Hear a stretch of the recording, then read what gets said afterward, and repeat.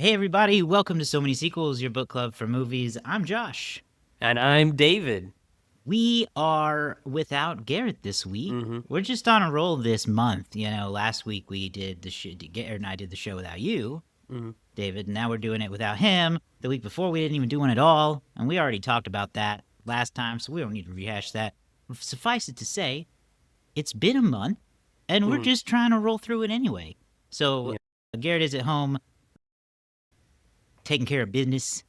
Mm-hmm. He'll be back next week, surely, Family hopefully. obligations. Yeah, hopefully we'll all be back next week, all fine and dandy, with a new theme for May that you'll find out soon if you go to SoManySequels.com, subscribe to the show, Mm-hmm. or follow us on social media. Threads and Instagram are the best place to find us at So Many Sequels on those apps. But let's get into just, what's been going on this week. Lots been going on in the movie world, TV world, our world, the world. Mm-hmm. There's a lot always going on in the world. What have you been up to, David, since you missed us last week? What's been going on? Last week, Easter weekend, I went and saw Sinners, and I immediately reported back to you guys. Mm-hmm. Guys, this is not one to miss. Yeah, you Must did. see. In my opinion, and I know that this is going to sound hyperbolic, I did not watch every single movie last year, but this Sure. is better than any movie I saw last year. Ooh, Like, big words. I think, and like, I didn't, like, again, I didn't see every movie last year. It's No. possible I went back and watched a whole bunch of movies. Maybe some of them would be better than Sinners, but from what I saw last year, this is better than any movie. And this has the chance to be one of the better movies of the year by, I think. What a great film. Stellar cast. And Josh, I know you got to go see it. We had texted about it a little bit, and it's one of the best thing about this movie is I don't feel like you can just easily classify it as a horror movie or a vampire movie or anything like that. It is those things, but it's also like so much better and so much deeper than just like any one label you could put on it. Yeah, totally agree. It's something that I would really. I know Garrett is dying to see it too. He just hasn't gotten a chance to. We were talking about it yesterday when I saw him, but I would love it if we could do a full episode about Sinners because I think it's worth it. I think there's a lot to talk about, and it's clearly it's being received even better than I would have hoped or expected. I literally was at PetSmart earlier to pick up some things for the dogs. Overheard a lady talking about Sinners on the phone. I swear to you, That's awesome. it was real. And Um, yeah, so I'm excited, and I really enjoyed it. I really want to go see it again because, you know, for this movie, while they were honestly they were better now that I've seen it because they don't really give you too much in the movie. I don't think. At a certain point in the movie, I forgot that there were supposed to be vampires, and I mm-hmm, started to think, mm-hmm, when do the vampires come? And mm-hmm, that is about the point where they come. It's like mm-hmm, Ryan was listening and he mm-hmm, knew. There's a lot to love about it. Performances, the story, the music, mm-hmm. the way it's intertwined with different aspects of story. I don't want to spoil. I almost spoil, I feel like. So it's great. People need to go see this movie. We'll see when the box office estimates come out, but I know that it's like doing some unprecedented things for a horror film. Second Mm-hmm. week drop, looking at maybe 6% right now. Crazy for any movie, really. So it's popping. I wanted to read off a couple of members of our Discord have reviewed it on Oh, that's Letterboxd, good. so let's just see a little bit of what they had to say. First off, there's Andrew, former Mm-hmm. disgraced host of the show, but dear friend of the show. Well, he's still disgraced, but he's a former host as well. Yes. Andrew said 5 stars. Original movies are back. It's like we needed a breath of fresh air with this one, and Ryan Mm-hmm. Coogler delivered with this an action-packed jukebox horror social commentary of a film. Gimme more, please. Then another friend of the show, a member of the Discord, Courtney, said 5 stars. This movie made me feel like I had been eating bland food to get by, and then someone served me a meal with actual spice and flavor, and now I'm ravenous. First truly great movie of the year. So the Discord is loving it. The people are loving it. The lady at PetSmart loving it. And I will say it is kind of a, with our recommendation, it is a movie about vampires. It's Mm-hmm. about, African American culture in the Mm-hmm. 1930s or black culture in the 1930s. there's a lot of commentary to be taken out of it.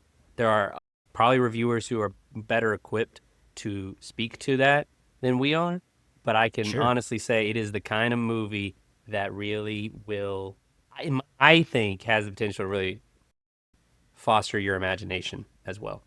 And like you, Josh, I also was like, they really like Coogler let you set in to the world, get used to these people before really introducing that sort of supernatural aspect. Mm-hmm. And when after that point, it was it was a new movie in a different way. So Well, and what I liked about that, and because of the typical tropes you may expect of a horror film, I don't think this would be a spoiler to say, but the time it takes to get to the supernatural elements of the movie gives you more than enough time and backstory to feel attached to characters who who may start dropping when vampires show up. Like that's what mhm. happens in horror movies. So like it's how often is it that you get to watch a vampire movie like this where you really care about the people who are getting Mhm. eaten? I don't. It's not super often. All too often, and this is one of my reasons why I don't traditionally like horror movies beyond just being scared, is that all too often the people in the movie, I don't care about them. Yeah. I'm not emotionally invested in them.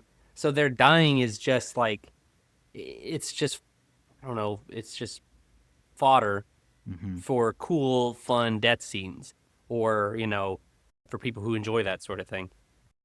And I think that, you can have an emotionally resonant death in a horror movie, and movies like this prove it. And you can have horror movies where no one dies, and it can be really, emotionally resonant. Yeah, Anyhow, definitely. anyway, I recommend going to see it if you're watching this show and you haven't already. I do too. Go see Sinners. Let us know what you think. Go to our Instagram at So Many Sequels Pod, or let us know on Threads, or Facebook is also there. I don't know that you are though. Find it and let us know. SoManySequels.com. You can find all there. And also, what a just great way to transition into our first bit of news here. Mm-hmm. Ryan Coogler has been making the rounds on podcasts and TV interviews, all that good stuff to promote this movie. And he confirmed with the is it the Last House on the Left podcast, I believe, Last which podcast Last on the left. Podcast on the Left, which is a horror film podcast, that his next immediate project is going to be a rebooted X-Files series that makes me very excited as a huge lover of the X-Files. So I dug a little deeper. This was actually announced in 2023. I guess it just kind of blew over when that was announced Yeah. that he was on to do this. It's part of his overall deal with Walt Disney Television, so this is something that I assume is being produced, fingers crossed, for like a Mm-hmm. Hulu or an FX brand. I could see X Files eating up FX. There's the Yeah. promo right there. Was the FX original Files. was the original X Files ever moved to FX? It feels No, like it might have been. the X Files in its whole run and even the rebooted seasons were all done on Fox. Okay. It was always a Fox show, and I believe it's still a Fox show. It's just owned by Walt Disney now, which makes Mm-hmm. sense. So, but because of that situation, it wouldn't necessarily go back to Fox broadcast because that's different. Yeah. It feels Confusing. like it feels like this is the situation. This is one of those situations that we've kind of heard versions of where Disney brought in the creative person and they kind of said, "What do you want to do?" Yeah. I mean, we've heard Jason Segel was like, "I want to work on the Muppets" when they brought him in to talk about projects, and he's like, "Well, I want to do something with the Muppets." It Hmm. feels like Ryan Coogler got access to like the library they had and was like, "If y'all ain't doing nothing with X Files, let me do something." And they were like, "Oh, that's great," because we had no plans for X Files. And Ryan Coogler's a great name. He's got a clear creative. I mean, he's got an amazing creative vision. So like, I'm interested, and I wasn't even an X Files person as a kid. So we'll see what happens. Yes. So the original creator and showrunner of the X Files, Chris Carter, said in 2023 that Ryan Coogler was developing a new take on it. So that was the first bit of information that came out about it was from the original creator, which is cool to hear because all respect to the man who created the show. A lot of fans have felt like his continued involvement is like part of its downfall, kind of a George Lucas Star Wars situation where Mm-hmm. it's like I think X-Files could actually still be popular if someone else were writing. And so it's one of those things where, yeah, I'm hopeful that it can have some renewed interest. People are into aliens and conspiracies. Like, that has not gone away. You just The kind of secret hope, government stuff. like, and I'm speaking out of turn here because it might have a huge fan base that I'm just not aware of. You kind of hope that it doesn't go the same way as like Jordan Peele's Twilight Zone, where I don't feel like anybody ever talks about Jordan Peele's Twilight Zone. Nobody ever talks about Jordan Peele's Twilight Zone. I believe that's because it aired on CBS All Access, which was before it was Paramount Plus even. So I think it's one of those there's countless examples of shows that were like canceled by other streamers and then they just go to Netflix and became hits. I feel like that could happen because Jordan Peele's Twilight Zone is so, well, I may have just talked myself out of it in my head. That lane may just be better filled by Black Mirror. Right? Yeah. That's what I was going to say. Because they're very similar, and Black Mirror is a hit. So, but yeah, you're right. It's absorbed that. Yeah. I'm excited for Ryan Coogler to do the X-Files. I'm also excited at the idea of it sounding like it's not going to be David Duchovny and Gillian Anderson coming back again. I would rather not do Mulder and Scully. I'd rather new agents. That'd be cool. So, yeah, don't even make the Mulder and Scully in like a rebooted fashion. No.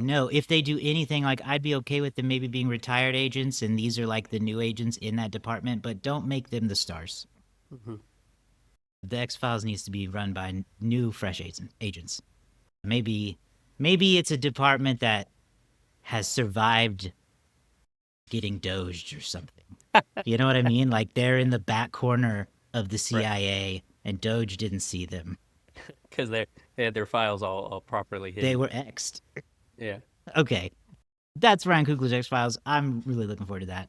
Let's get Speaking into of reboots. Some trailer news. Yeah, speaking of reboots. We've talked a little bit about the announcements around I Know What You Did Last Summer coming back. Yes. As a rebooted film series. First trailer dropped. I watched it. I assume you watched it? I did too, yes. Look, I'm more into it than I think you are, and that's fine. Nothing about it looked particularly great, but nothing about it looked particularly awful either. No, and I think this is what I was talking about when I said, odds are I'm not gonna get very invested in these characters before they get harpooned. But when a man gets harpooned in the trailer, yeah. I had a very, powerful come to terms with myself. Because a few weeks ago, I was lamenting how god-awful the premise of just the same situation just happening to happen again and, like, eerily similar. I told myself, David, why are you getting worked up about two movies? Because, they made two of those. Two movies that you collectively gave 5 stars because they're so terrible. Like, I Know What You Did Last Summer, and I still Know What You Did Last Summer. Not a great film. So, like, why am I putting expectations on a 2025 re-sequel of the film? So I'm just here for the ride. Let's see what happens. I'm gonna put a small $3 bet on Freddie Prinze Jr. is the killer. Oh, you think Freddy's the killer? I could see him getting killed, but that could also maybe he gets killed and it's a fake death to distract. What we know is he and Jennifer, based on trailer, don't appear to be together. Like, she's off at, Ghost Whisper College or something, doing her thing. And he's still in town, probably catching fish. That's his character. Freddy.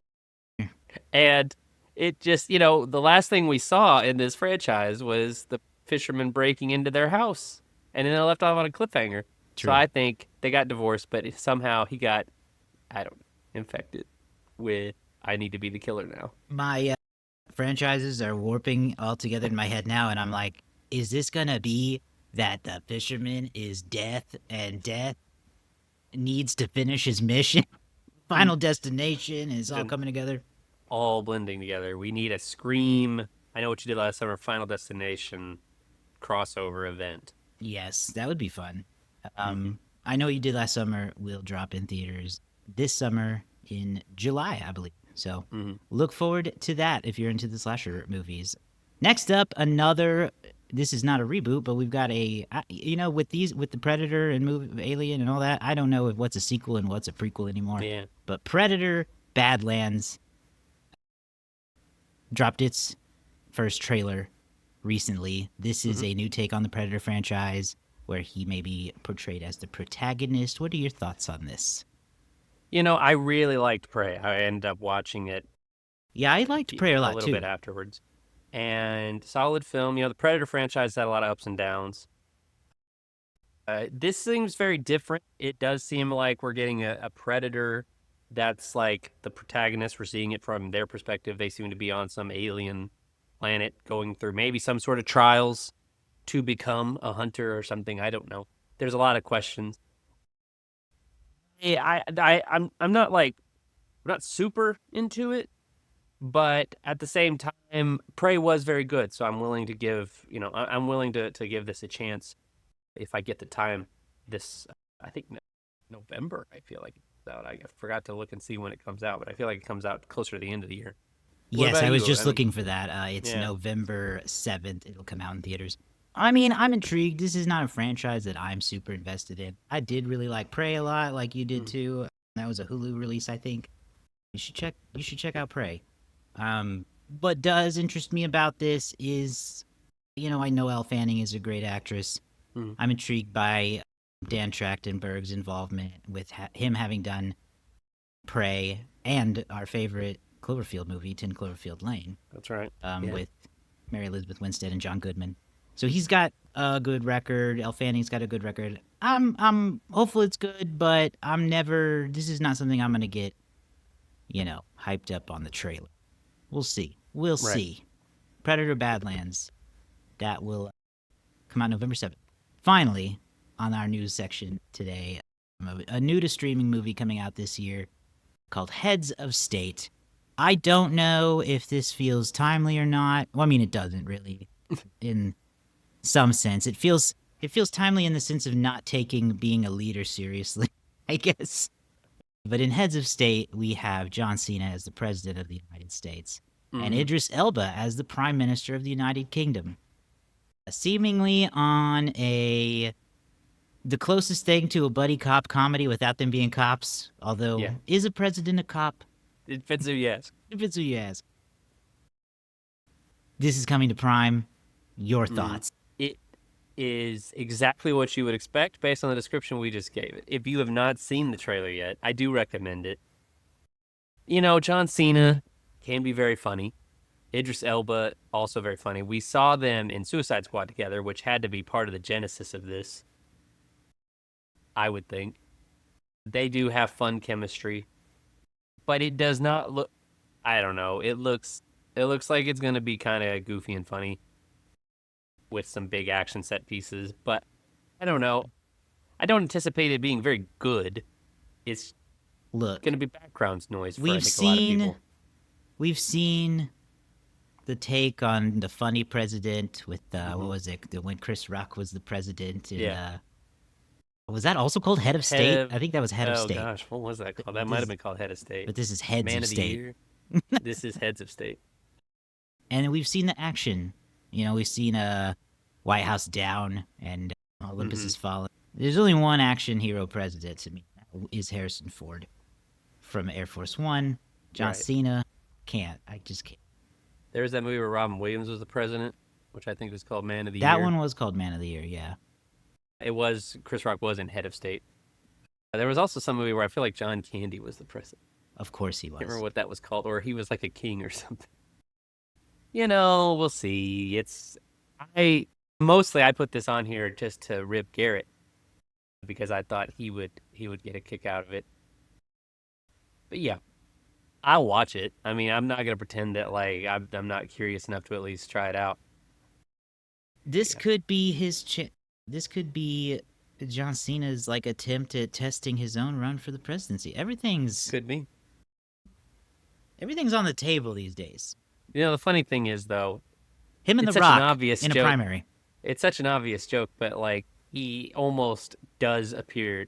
I mean, he does appear too young, realistically, in my mind, to be president. You look at him, and it's like his hair is dark. He seems very. He's only like 48 as an actual person, I think. So Just the idea of a young president still like doesn't completely compute in my head because I feel We like the haven't youngest had a president. young president in 80 years. I feel like even Clinton had gray hair when he was elected. Like I feel like forever since we've had a young No, president. it'd be early Obama when his hair hadn't turned gray yet. Was Right, our that's last true. window. And how old was Obama? Like 47. No, I think he was in his 50s when he was elected, but it was early 50s. He was one of the younger ones. Mm. But yeah, you're right. Clinton was fully gray. There was a time where I think whether young or not, all presidents looked old, Mm-hmm. even at the beginning, but not John Cena. All right, that's our news updates for this week. Let's get into the box office breakdown. Mm-hmm. This is Sinner's big second week. What It else is is. going on? This is also a big week for an old movie. It is. Yes. I mean, this is a really fascinating list of movies that were out this weekend. First of all, Sinners, yes. Estimates are at 45 million. Opening weekend, I didn't get to talk about this last week, but it was the final for that was 48 million, which individually, if you look at them in on the biggest opens of all time, they're not necessarily the biggest opens of all time, but they're solid opens for an April horror film, if you want to reduce it to that. But a 45 million second weekend, that's only a 6% drop, which is huge. I mean, that's great. And if that's the estimate, it's possible it did better. It's possibly by the end of Sunday it'll do better than it did opening weekend, which that only happens every now and again. Like that only happens like every 10 years you might get a movie that second weekend is bigger than its first. So we'll see. We'll see what the final estimate ends up being. But either way, Sinners has proven a lot of people wrong. If you're watching this podcast, you may have seen some of the different discourse that came out around how I think Variety and some other groups were Weird presenting. framing, like Ben Stiller Yeah, called this out. I saw yeah. online, and a couple other people were like, "In what world is a $60 million film like a flop at a Hmm. $48 million opening? Yeah. No, Ridiculous." and there was, I think, there's been a lot of speculation about, how much Warner Brothers is regretting the deal that they gave Ryan Coogler for this because he got some unique, You love to some see a somewhat, man get his money, though. yeah, some somewhat unique circumstances for the film. That said, this movie has the potential to make between 350 and 400 million by the time its run is over. Maybe even over 400 million if it really picks up a head of steam. Now, we got May coming up. There's going to be other movies to compete with, but Sinners is a very unique film. So there might not be, the other movies that are coming out may not necessarily eat into that audience as much. So we'll see. I mean, I hope it has great legs and it continues to perform. The other big movie this weekend, actually an old movie beating out the new movie, was Star Wars Episode 3 Revenge of the Sith, back in theaters in a re-release. 25 million weekend for Revenge of the Sith. I don't know if this was a one weekend thing. I should have looked this up before we started, but I don't know if it's a one weekend thing, if they're going to leave this in for like a 10-day window or something like that, but really good. People still at least interested. Full honesty, Star Wars Episode 3 was the moment when I was younger where I started to realize that maybe Star Wars at times wasn't that good. I remember being 15 and just being like, Me man, too. this is like really wooden dialogue or something. Like, Another thing from our childhood that we've been gaslit about. apologies to the prequel fans, but at the age that I was when Revenge of the Sith came out, it was like a eye-opening kind of moment of like things were just off. Like I just thought some of the dialogue was weird. I thought I thought that Hayden Christensen's performance wasn't super good. And I know that time has changed. And look, I am more than happy than anybody that people like The Phantom Menace now because I thought that movie was great when I was 9. And I thought Attack of the Clones was good too. So I'm very happy that people have come around. I think Revenge of the Sith probably is considered by most the best of those 3 movies. Glad to see it back, and people love that movie now. So happy for it. Josh, did you get to go see Episode 3 this weekend? Is that one of the things you did? Nah. I think someone in our group Pass. did. The Accountant 2 was the number 3 film. This is Ben Affleck and John Bernthal. Made 24.4 million. I mean, honestly, it's a good weekend. You had 4 movies make 20 million or more.